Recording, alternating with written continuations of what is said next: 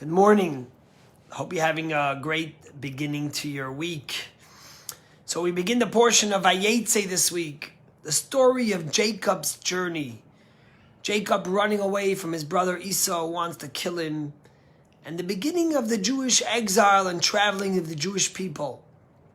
And since our forefather Jacob ran away from his brother and began the first exile, the Jews have been through countless exiles and so much running and struggle and challenge.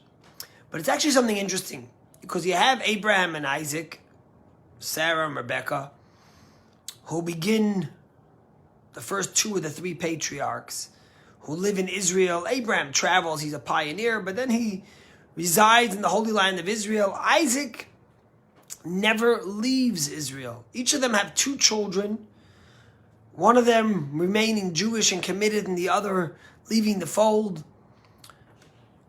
But it's only Jacob who actually builds the Jewish people. God gives Abraham and Isaac and Jacob a promise that we will be multiply like the stars in the sand. Yet they each have one child who remains Jewish. But Jacob builds the 12 tribes. He begins building the Jewish family that turns into the Jewish nation.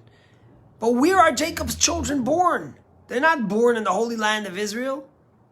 Jacob's children are born in exile, in Haran. The first words of this week's Torah portion tell us that Jacob left Beersheba and he came to Haran, the depth of exile, of promiscuity, of idol worshipping, and only there in exile did he build the 12 tribes. The Jewish way has become to learn that only through struggle, through exile, through challenge, through overcoming those challenges, do we continue to build. As we say when the Jews were in Egypt, just as they tried to persecute us, so did we continue to thrive. And throughout the ages we've seen it. Every time they tried to annihilate us, we've only become stronger and contributed more to this world and to making this place a better place. In fact, when Jacob ends up going to Egypt, only a few portions later, he's already 70 people. And only a generation or two later, when the Jews leave Egypt, are they tens of thousands, hundreds of thousands, millions of people by the time they come to Mount Sinai. This week we read on Shabbos and Shul, I told them this fascinating story that began 90 years ago and ended remarkably, sadly, but very poignantly this week. And it's the story of a man born in Ishbitz, Poland, to parents Miriam Griner and her husband, who were in the ghetto in Ishbitz. And when the Nazis decided to liquidate the ghetto of Ishbitz, Miriam's husband had already been killed by the Nazis. She had an older son, Chaim, who managed to escape and later emigrated to Israel, which was then Palestine.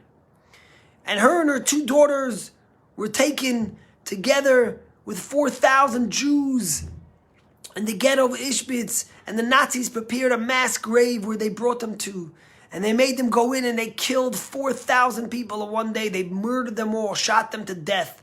Miriam and her two children, her two daughters were killed. Almost an entire family annihilated. Chaim ran away to Israel, and she had a younger son, Yaakov Tzvi Griner. Yaakov Tzvi Griner was a 10-year-old son, and he managed to escape and roam the streets of Ishbitz until a Jewish kid came to him and said, listen, you want to survive and you don't want the Gestapo to catch you. You need to come with papers that you baptized.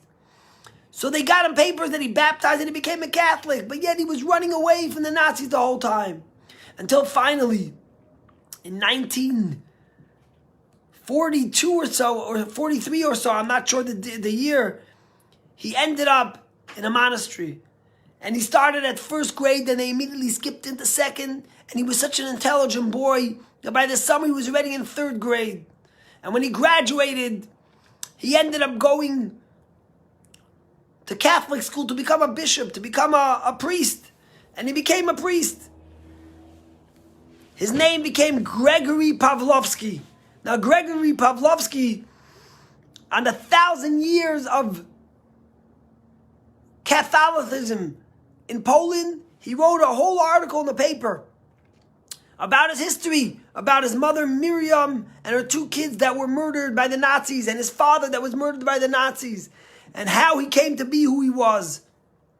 And the newspaper, the article made its way to Israel, where his brother Chaim was living with his family, and his brother Chaim saw this article and recognized that Yaakov Tzvi Griner, who now went by Greg Pavlovsky, was his brother. And he reached out to them, and they became connected. Gregory decided to emigrate to Israel. And when the permission of the Catholic Church in Poland was going to move to Israel, to Haifa, to become a priest and later a bishop in Haifa. But before he did that, he had one thing he had to do. He went to Ishbitz, to the mass grave where 4,000 Jews were killed. And he put up a monument, a memorial towards that, for them.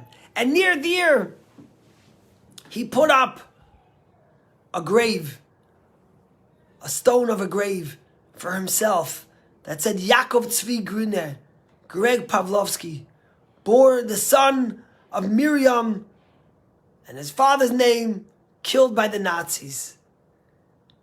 He immigrated to Israel.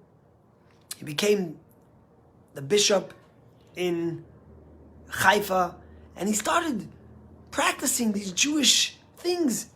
First, he started keeping kosher. He fasted on Yom Kippur. He put on a mezuzah on his door and he made the blessings, yet he was still the priest in Haifa. And years later, he became friendly with a Rabbi Malul from Ashdod, who happened to go to Ishbitz and saw the monument that he put up. And he told Rabbi Malul that I specifically want to be buried as a Jew. I was born a Jew and I want to die a Jew. I want it to be a minyan at my funeral and I want Kaddish to be said.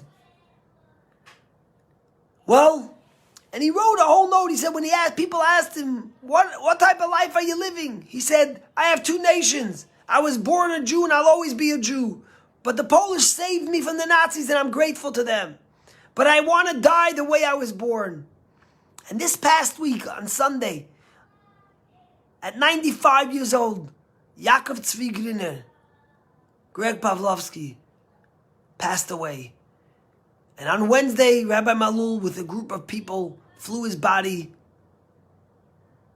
to Ishbitz and buried him in the grave that he had set up near the monument for the 4,000 Jews that were killed by the Nazis. They said Kaddish for him. Yaakov Tzvi Griner died a Jew. The story of the Jewish exile. So painful. So hard. When I said the story in Shul, one of our doctors came over to me and says, Rabbi, I came from right near Ishbitz. And I wonder, my father lost his whole family in the Holocaust. And I'm wondering if they knew a Griner family.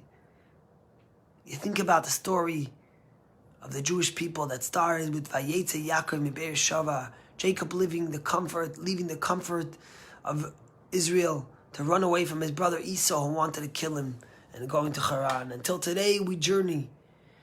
But at the end of the day, someone like Yaakov Tzvi Griner came back to his fold and died as a Jew. May his neshama have an aliyah, and may we all grow through our challenges and become stronger and more connected to who we are. Have a great day and a good week. See you tomorrow.